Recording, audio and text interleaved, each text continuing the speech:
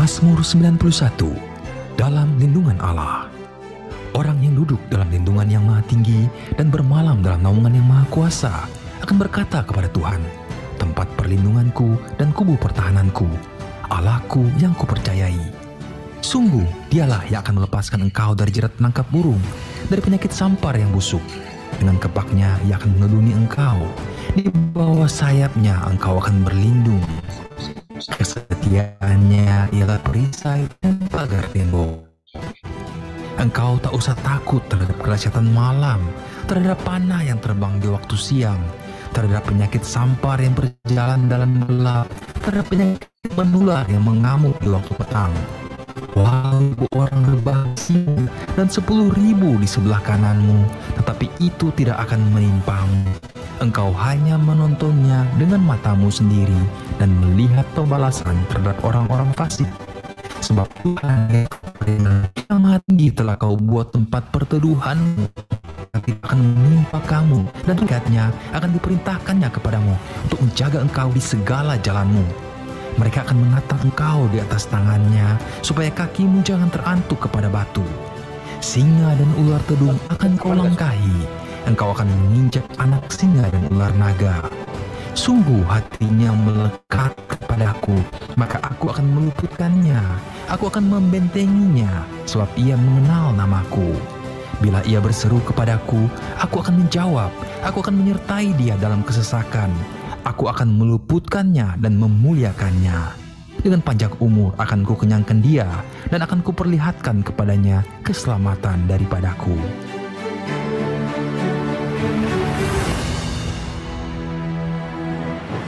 Mari kita terus berdoa untuk kegerakan Pentakosta ketiga. Pentakosta ketiga adalah pencurahan Roh Kudus yang dahsyat di zaman ini melebihi yang terjadi di Azusa Street.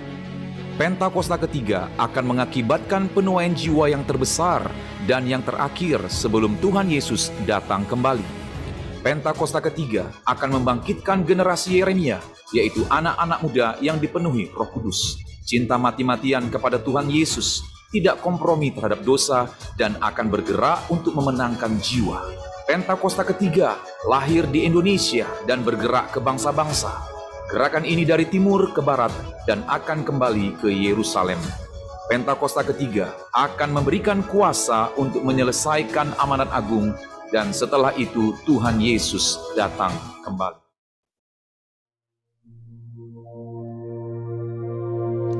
Shalom saudara, di dalam Alkitab Allah berkali-kali melakukan mujizat yang dahsyat. Bangsa Israel pernah menyaksikan dan mengalami bagaimana terbelahnya laut dan berjalan di atas dasar laut yang kering. Namun sayangnya, hal tersebut tidak membuat bangsa Israel benar-benar mempercayai Allah. Melainkan dalam cerita selanjutnya, kita tahu bangsa Israel justru memberontak kepada Allah. Saudara, mujizat adalah tindakan Allah untuk menyatakan kasih dan menolong manusia dengan cara merubah apa yang mustahil bagi manusia menjadi tidak mustahil. Sebab bagi Allah tidak ada yang mustahil. Tetapi yang perlu dicatat adalah mujizat tidak pernah menjadi tujuan utama. Tujuan dari terjadinya mujizat adalah pertobatan kepada Allah. Dan mujizat terbesar bagi manusia bukanlah tuli mendengar, lumpuh berjalan, tetapi karunia keselamatan Allah yang disediakan lewat penebusan Kristus. Pertobatan sendiri berarti melakukan kehendak Allah dan berbalik kepada Allah dan meminta ampun atas segala dosa. Namun sayangnya Alkitab seringkali mencatat ketika kita sudah diberi mujizat tetap saja tidak bertobat atau mengalami pertobatan tetapi tidak bertumbuh. Ada beberapa contoh dalam Alkitab yang bisa kita lihat. Pertama, peristiwa keluarnya bangsa Israel dari tanah Mesir dengan berbagai mujizat besar, seperti kasut yang tidak pernah rusak selama 40 tahun. Apakah saudara terbayang berapa kasut yang dibutuhkan untuk perjalanan 40 tahun di padang gurun? Bisa 10-15 kasut. Tetapi bangsa Israel hanya membutuhkan 1 kasut. Jika sekarang kasut itu adalah sandal atau sneaker. Belum lagi air yang keluar dari gunung batu dan makanan yang turun dari langit. Sedemikian dahsyat mujizat Tuhan. Namun tetap saja diakhiri dengan sungut-sungut dan pemberontakan kepada Tuhan. Kedua, Matius 11 ayat 20 mencatat, Lalu Yesus mulai mengecam kota-kota yang tidak bertobat, sekalipun di situ ia paling banyak melakukan mujizatnya. Dalam pelayanannya di bumi, Tuhan Yesus sangat banyak melakukan mujizat. Tetapi ironisnya, kota-kota yang mengalami mujizat ini tidak bertobat sehingga dikecam oleh Tuhan Yesus. Ketiga, cerita Simon sang penyihir dalam Kisah Para Rasul yang tak mengerti bahwa mujizat diberikan agar manusia bertobat. Dan rasanya hal-hal seperti ini terus berulang sampai hari ini. Meskipun ada banyak mujizat, tidak semua orang yang menerima mujizat melakukan pertobatan yang sejati. Lalu apa sebenarnya prinsip, tujuan, dan maksud mujizat yang Tuhan berikan kepada manusia? Yang pertama, mujizat membuka pintu pertobatan. Seperti yang dikatakan di awal, mujizat bukanlah tujuan akhir. Melainkan dari tujuan terjadinya mujizat adalah pertobatan kepada Allah. Oleh sebab itu, sia-sialah seseorang mendapatkan mujizat apabila tidak mengarahkan hidupnya kepada pengenalan akan Tuhan Yesus. Setelah mujizat terjadi, ada yang lebih penting dari mujizat itu sendiri, yaitu Tuhan Yesus. Dalam hal ini perlu ditekankan bahwa yang terpenting bukan hanya mengalami mujizatnya, tetapi kehidupan pertobatannya dan pengenalannya akan Tuhan Yesus setelah mendapatkan mujizat. Yang kedua, mujizat akan menunjukkan kuasa Tuhan atas hukum alam semesta. Prinsipnya adalah lewat mujizat kita tahu bahwa Allah berkuasa atas alam semesta. Dan segala makhluk di bawah kolong langit ini harus tunduk di dalam namanya. Yang ketiga, mujizat itu dalam rencana keselamatan. Mujizat dipakai Tuhan untuk menuntun orang masuk dalam rencana keselamatan Allah. Tuhan izinkan mujizat terjadi supaya orang yang mengalaminya juga mengalami kebangkitan iman. Tuhan tidak mau kita hanya terkagum akan mujizat yang Dia lakukan. Ibarat zaman sekarang, Tuhan tidak mau hanya mendapatkan likes yang banyak di sosial media. Tetapi yang Tuhan mau adalah ketika mujizat terjadi, mereka yang mengalaminya menjadi murid atau pengikut Tuhan Yesus yang setia, yang akan tetap setia baik enak maupun tidak enak keadaannya. Sesungguhnya mujizat itu akan membawa seseorang kepada pertobatan, mengenal Tuhan Yesus sebagai Tuhan yang berkuasa atas alam semesta dan menuntun kita kepada iman yang menyelamatkan. Saudara, untuk penjelasan lebih lengkapnya dari tim teologi kami, silakan buka link yang ada di atas atau scan QR Code yang tersedia. Tuhan Yesus memberkati. Shalom, jumpa lagi di minggu kedua bulan Maret 2022.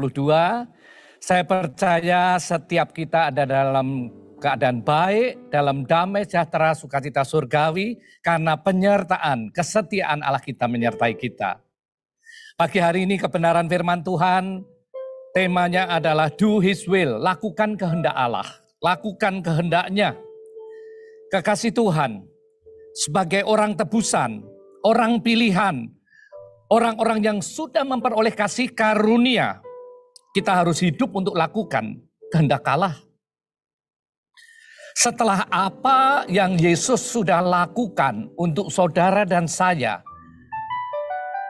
all out memberikan, bahkan sampai memberikan nyawanya di kayu salib. Karena itu kita perlu memahami apa kehendak Allah dalam hidup kita. Yang pertama, kehendak Allah yang merupakan kedaulatan Allah yang utuh dan sempurna. Sovereignty of God. Ini adalah kehendak Allah yang merupakan ketetapan Allah yang pasti dan tidak bisa berubah.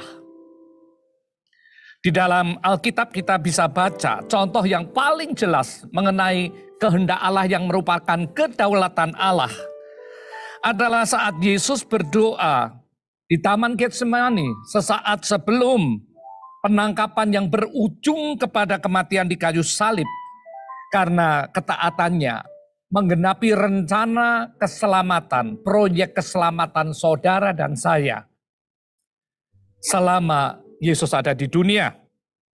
Di dalam Matius 26 ayat 39, ya Bapakku, Jikalau sekiranya mungkin, biarlah cawan ini lalu daripadaku. Tetapi janganlah seperti yang ku kehendaki, melainkan seperti yang engkau kehendaki. Saudara, di sini kita lihat, jikalau sekiranya mungkin, meskipun dalam hal ini Yesus tahu 100%, ini adalah kedaulatan Allah, kehendak Allah yang pasti dan sempurna. Ayat ini menunjukkan rencana Allah yang berdaulat yang akan terjadi dalam beberapa saat yang mendatang dalam kehidupan Yesus selama di dunia. Di dalam Kisah Rasul 4 ayat 27 dan 28 tertulis dengan jelas, sebab sesungguhnya telah berkumpul di dalam kota ini Herodes dan Pontius Pilatus beserta bangsa-bangsa dan suku-suku bangsa Israel melawan Yesus, hambamu yang kudus yang engkau urapi. Ayat yang ke-28, untuk melaksanakan segala sesuatu yang telah engkau tentukan dari semula oleh kuasa dan kehendakmu. Inilah kehendak Allah yang merupakan kedaulatan Allah yang utuh dan sempurna dan pasti terjadi. Tapi yang kedua, kehendak Allah berupa perintah. Ini kehendak Allah yang bisa saja kita tidak taati karena ada kehendak bebas, free will yang Tuhan percayakan dalam hidup kita sebagai manusia, yang membuat rencana Allah dalam hidup saudara dan saya gagal atau tertunda. Karena itu di dalam Matius 7 ayat 21 jelas sekali tertulis, Yesus katakan, bukan setiap orang yang berseru kepadaku Tuhan, Tuhan akan masuk ke dalam kerajaan surga, melainkan dia yang melakukan kehendak Bapa-Ku yang di surga. Setiap kita kerinduannya, goalnya cuma satu, ingin masuk dalam kekekalan, masuk dalam kerajaan surga. Tapi hanya mereka yang melakukan kehendak Bapa, dalam hal ini kehendak yang merupakan mandat atau perintah Allah, yang akan masuk dalam kerajaan surga. Efesus 5 ayat 17 mengingatkan kepada kita, sebab itu janganlah kamu bodoh, tapi usahakanlah supaya kamu mengerti kehendak Tuhan. Really understand the will of God, itu yang harus kita mengerti. Sebab kalau tidak ngerti ya kita kan nggak lakukan. Meskipun ya, saat ini banyak orang yang sudah ngerti tapi juga tetap nggak lakukan. Inilah yang disebut orang fasik. Orang yang ngerti kebenaran firman tapi tidak pernah mempraktekkan firman dalam hidupnya. Tidak pernah menjadi pelaku firman. Kenapa? Karena kurang percaya atau tidak percaya. Kalau orang tidak mau jadi pelaku firman, pasti unsurnya satu, meragukan kebenaran firman, bahwa firman itu ya dan amin. Di dalam Amsal 3 ayat 5 dan 6 dengan jelas tertulis, percayalah kepada Tuhan dengan segenap hatimu dan janganlah bersandar kepada pengertianmu sendiri. Akuilah dia dalam segala lakumu, maka ia akan meluruskan jalanmu. Saudara, kalau kita melakukan kehendak Allah, maka kita akan berjalan dalam skenario Allah untuk hidup saudara dan saya yang berujung kepada kebaikan. Bukankah Roma 8 ayat 28 dengan jelas mencatat bahwa Allah turut bekerja dalam segala hal untuk mendatangkan kebaikan. Kehendak Allah yang kita bisa lakukan dengan segenap hati adalah kehendak Allah yang merupakan perintah. Yohanes 15.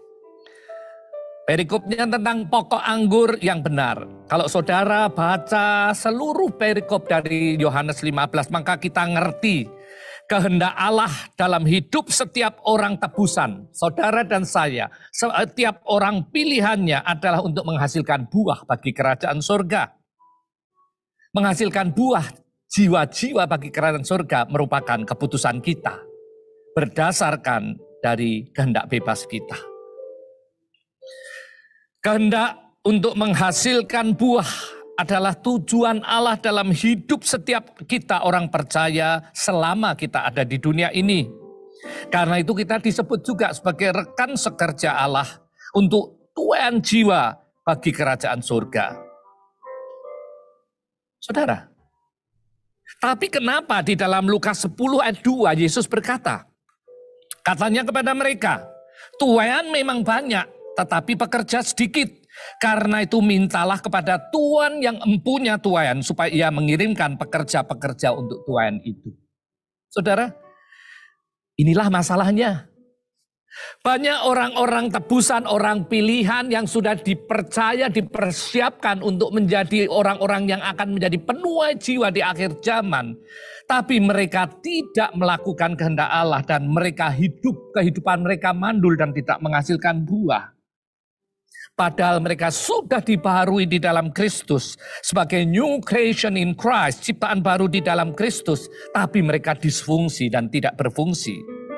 Mereka gunakan kasih karunia Allah yang sudah diterima only for self, hanya untuk dirinya, dan mengabaikan to do His will, ignore to do His will.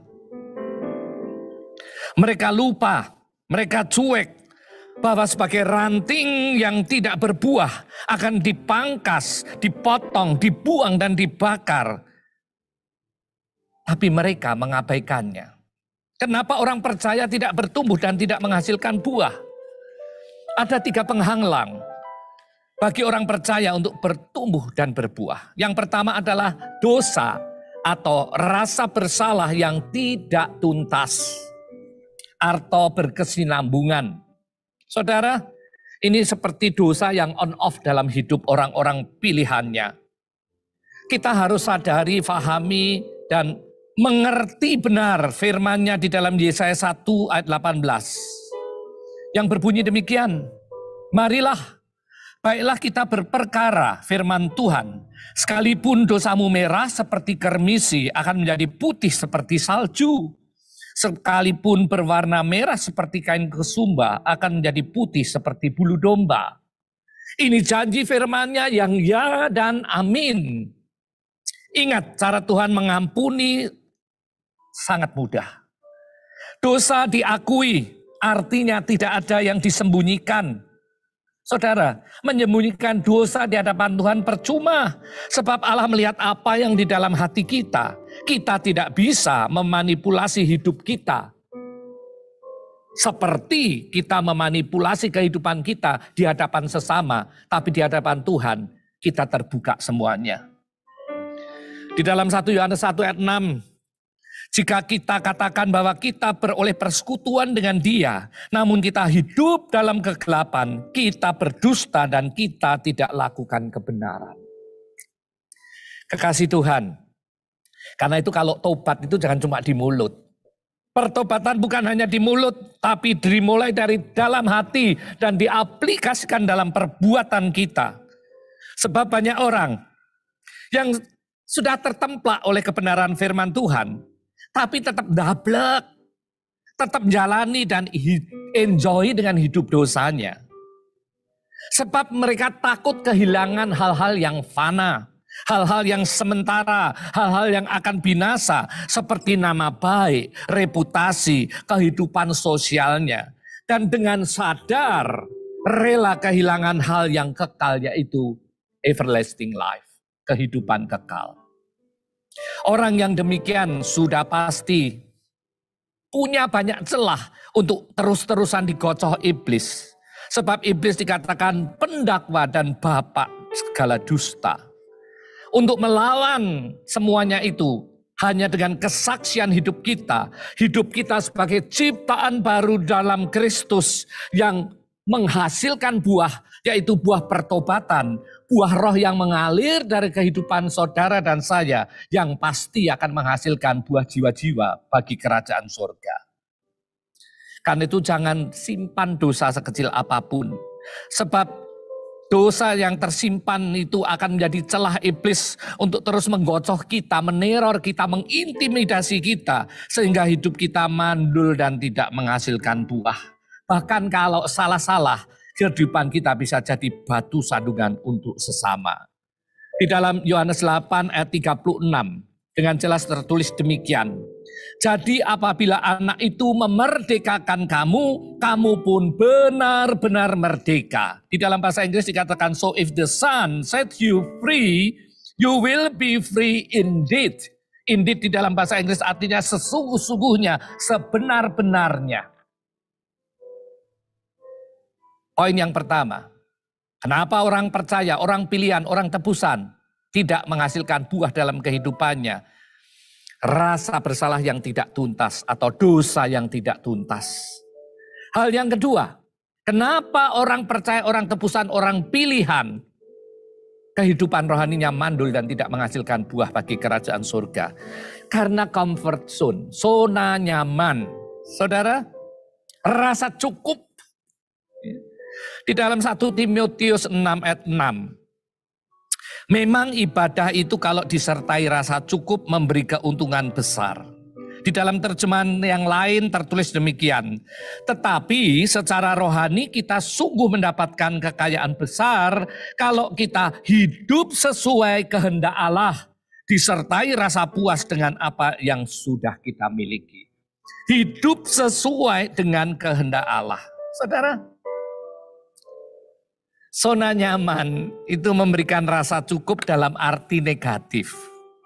Cukup dengan pola pikir dunia atau pola pikir diri kita sendiri, hikmat kita sendiri yang sangat terbatas. Rasa cukup ini memanfaatkan God grace, kasih karunia, hanya untuk menikmati dan berhenti untuk melakukan kehendak Allah.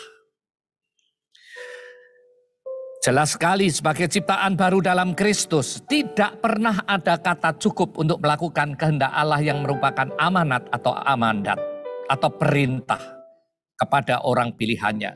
Kolose 3 ayat 10. Dan telah mengenakan manusia baru yang terus-menerus diperbarui untuk memperoleh pengetahuan yang benar menurut gambar Khaliknya. Terus-menerus, tidak pernah ada kata stop. Tidak pernah ada kata berhenti. Karena itu satu pujian lama mengatakan demikian. Ku mau sepertimu Yesus, disempurnakan selalu dalam segenap jalanku, memuliakan namamu.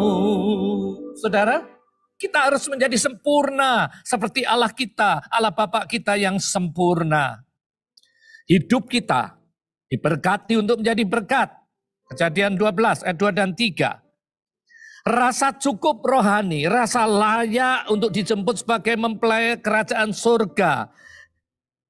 Yang semua diukur dari hikmat kita sendiri yang terbatas. Kita merasa cukup berbuat baik, cukup untuk beramal sosial, cukup berbagi buat sesama maupun buat pekerjaan Tuhan. Seringkali membuat kita berhenti menghasilkan buah bagi kerajaan surga. Feeling enough, stopping us to bear fruit for the kingdom of God. Bahkan kalau dulu kita seorang yang sangat efektif dan produktif dalam penginjilan dan menuai jiwa-jiwa bagi kerajaan surga, sekarang jadi loyo dan tidak produktif lagi. Tentunya dengan begitu banyak excuses, dengan begitu banyak alasan. Beri kesempatan yang mudah-mudahlah. Tuhan kan tahu kapasitas saya. Saudara, kalau kita baca di dalam Yeremia 17 ayat 5 sampai 8. Di sini jelas sekali untuk orang yang hidup di zona nyaman dan berhenti menghasilkan buah. Kenapa? Di dalam ayat yang kelima, bagian akhir, yang hatinya menjauh dari Tuhan. Berlawanan dengan ayat 7, diberkatilah orang yang mengandalkan Tuhan, yang menaruh harapannya pada Tuhan, dan tidak berhenti menghasilkan buah. Saudara, zona nyaman bikin hati kita menjauh dari Tuhan. Dan saat hati menjauh dari Tuhan, sudah pasti kita berhenti menghasilkan buah.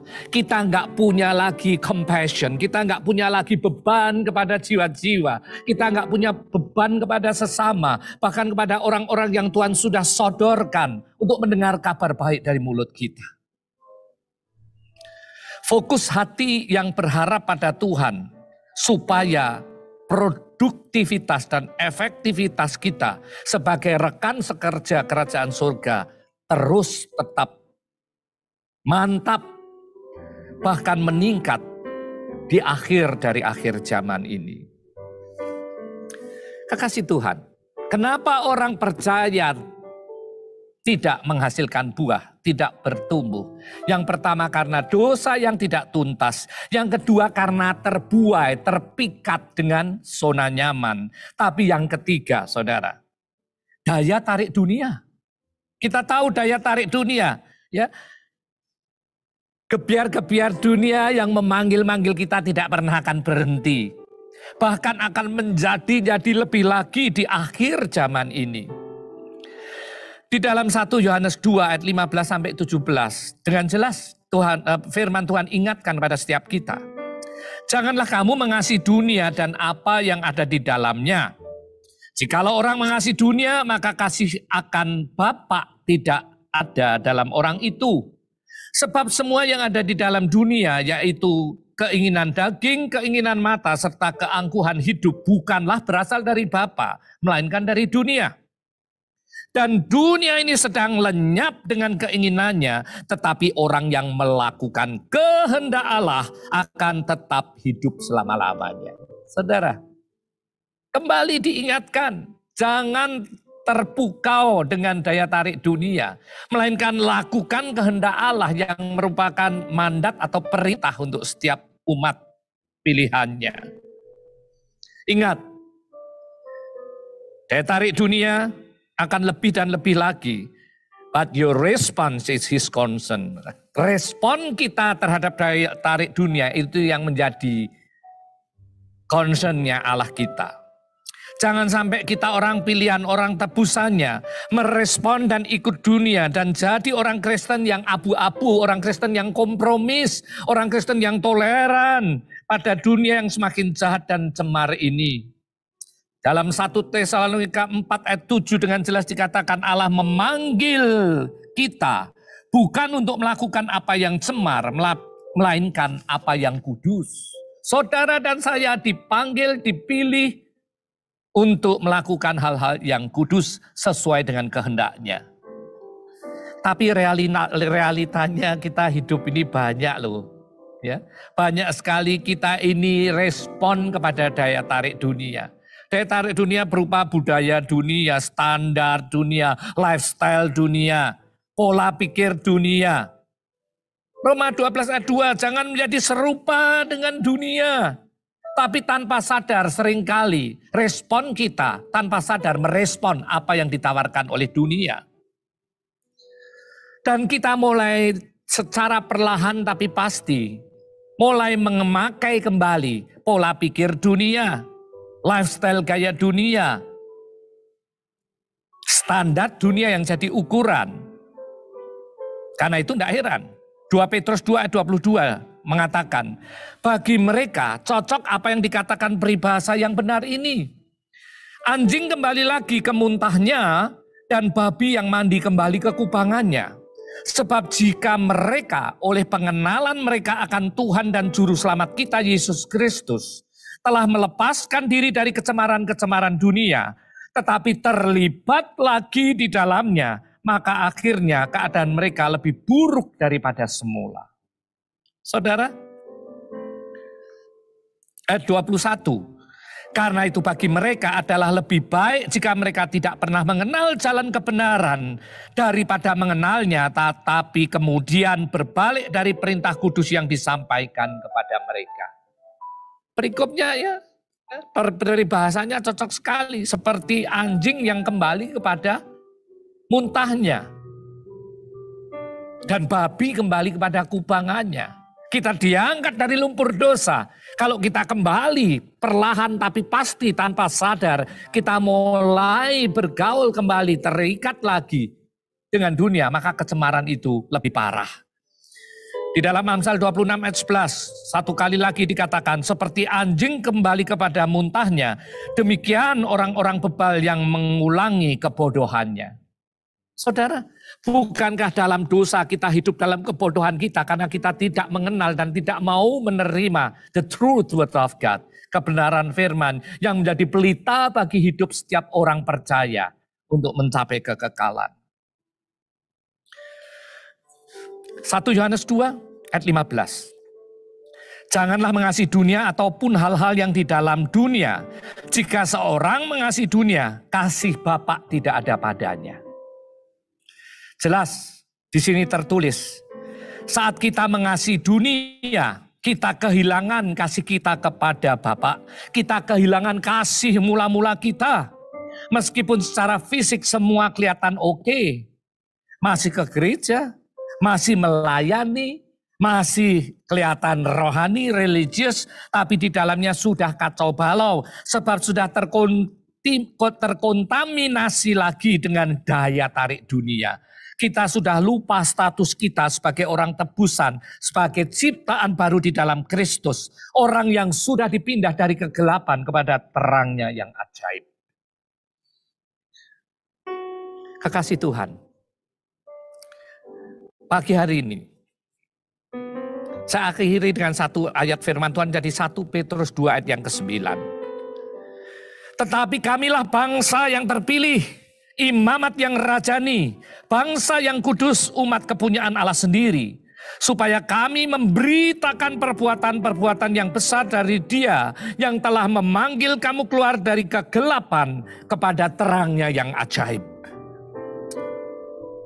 So, sebagai orang-orang tebusan, orang-orang pilihan, ciptaan baru dalam Kristus, ayo hasilkan buah bagi kerajaan surga. Karena kita melakukan kehendak Allah dalam hidup kita. Kita harus bebas merdeka dari dosa, rasa bersalah yang tidak tuntas. Bebas dari comfort zone yang memikat dan mengikat kita. Dan bebas dari daya tarik dunia. Fokuslah kepada everlasting value. Fokuslah kepada nilai kekekalan dan tidak terpukau pada hal-hal fana yang sementara. Supaya kita bisa menghasilkan buah bagi kerajaan surga karena kita melakukan kehendak-Nya. Satu ayat lagi, Galatia 5 ayat yang pertama. Supaya kita sungguh-sungguh merdeka. Kristus telah memerdekakan kita, karena itu berdirilah teguh dan jangan mau lagi dikenakan kuk perhambaan. Saudara dan saya dari kegelapan di bawah terangnya yang ajaib. Menerima kehendak Allah yaitu mandatnya untuk menghasilkan buah bagi kerajaan surga. Jangan pernah kita tidak melakukannya. Jangan pernah kita abai pada perintahnya. Jangan pernah kita mau lagi terbuka atau terpikat dengan daya tarik dunia dan kita kembali masuk dalam kehidupan lama kita. Saya percaya kebenaran firman pagi hari ini akan mengingatkan kita, membangun kita untuk kita tidak mandul secara rohani. Tapi setiap kita berdaya guna bagi kerajaan surga. Sampai Tuhan Yesus datang kembali, saudara dan saya didapati sebagai orang-orang yang sedang sibuk bekerja, memberitakan kabar baik dan menuai jiwa-jiwa yang diselamatkan bagi kerajaan surga. Saya percaya apa yang kita dengar pagi hari ini akan menjadi rema yang kita hidupi dan membuat kehidupan kita berubah. Karena kita kembali efektif dan produktif menghasilkan buah bagi kerajaan surga. Tuhan Yesus memberkati. Haleluya, berapa banyak yang di sini diberkati dengan kebenaran firman Tuhan yang luar biasa yang sudah disampaikan oleh hamba-Nya. Kita bersyukur saudaraku, firman Tuhan yang menjadi pelita, pegangan, pedoman di dalam setiap kehidupan anak-anak Tuhan, orang-orang percaya. Mari kita lakukan, mari kita kerjakan, mari kita menyelesaikan, menuntaskan setiap tugas yang Tuhan percayakan, tugas yang Tuhan berikan di dalam setiap kehidupan kita. Saya pun menyambut bagi setiap Bapak Ibu yang baru pertama kali bersama-sama bergabung di dalam ibadah raya online service dengan keluarga besar BIC Hong Kong Kowloon. Kami menyambut dengan sukacita surga, baik Bapak Ibu yang mengikuti melalui Facebook, melalui Zoom, bahkan melalui YouTube. Kita bersyukur kita bisa bersama-sama kembali meskipun melalui online, tapi kita yakin dan percaya bahwa hadiratnya tidak pernah berkurang, sukacitanya selalu dinyatakan dalam setiap kehidupan kita. Mari Bapak Saudara, kita akan berdoa sekali lagi. Kita mau berdoa buat persembahan, kita akan memberikan yang terbaik untuk Tuhan. Mari tundukkan kepala, kita mau berdoa. Kami mengucap syukur untuk segala kasih setiamu Tuhan. Bahkan di hari yang indah ini kami mau memberikan yang terbaik. Tuhan memberkati setiap tangan-tangan yang memberi. Bahkan persembahan, ucapan syukur, persembahan, perpuluhan. Bahkan persembahan yang lainnya Tuhan urapi kami. Tuhan berkati kami. Karena kami percaya Allahku akan memenuhi segala keperluanku menurut kekayaan dan kemuliaannya. Terima kasih Bapa di dalam nama Yesus. Haleluya. Amin, amin, amin, amin. Mari kita akan mendengar BIC News untuk sepekan ini dan kita mau mempersiapkan hati pikiran kita. Sekali lagi kita mau berdoa bagi satu bangsa dan kita mau menaikkan setiap doa syafaat. Tuhan Yesus memberkati. Haleluya, amin, haleluya, amin, haleluya, amin, haleluya, haleluya, haleluya, amin, haleluya, amin, haleluya, haleluya, amin. Sing it out. Amen.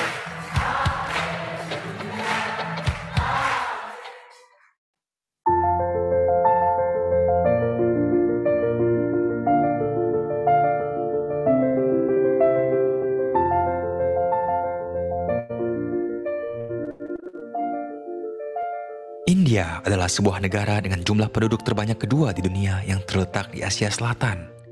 Negara yang mempunyai nama lengkap Republik India ini memiliki jumlah penduduk sebanyak 1,4 miliar jiwa.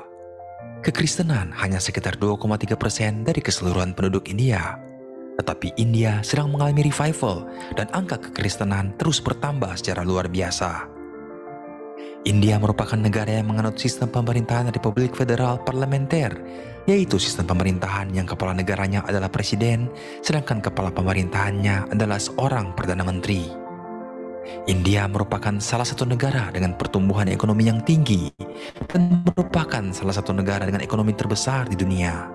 Berdoa agar kemuliaan Kristus menerangi bangsa India, mencelikkan setiap mata yang buta untuk melihat jalan keselamatan dari Tuhan Yesus Kristus. Berdoa agar Tuhan memberikan keberanian kepada umat Tuhan di India untuk melaksanakan amanat agung Tuhan sampai penuaian berlaksa-laksa jiwa terjadi di India. Oleh karena India berharga di mataku dan mulia, dan aku ini mengasihi engkau, India penuh kemuliaan Tuhan. Amin. Mari Bapak Ibu Saudara, dengan hati yang sungguh, sebelum kita menaikkan doa syafaat dan doa bangsa pada saat hari ini, kita naikkan satu pujian ini kepada Tuhan. Katakan, oh, layaklah segala bangsa sujud kepadamu. Amin. Sebab Kau Allah yang kudus, layak disembah. Lebih lagi yuk sama-sama nyanyikan pujian ini. Layaklah segala bangsa, amin, sujud kepadamu. Oh, sebab Kau Allah yang kudus, layak disembah. Sebab Kau Allah, sebab Kau Allah yang kudus,